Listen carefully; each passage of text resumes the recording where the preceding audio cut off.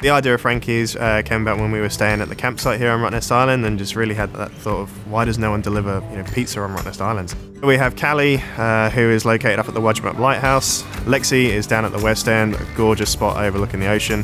Where Frankie's is operated, we're in the main settlement, just up from that ferry terminal. It's really good for when you get off the boat and you want to just grab a good cup of coffee and a hearty breakfast. We're here to serve. The lesson we learned from lockdown is reinvigorate.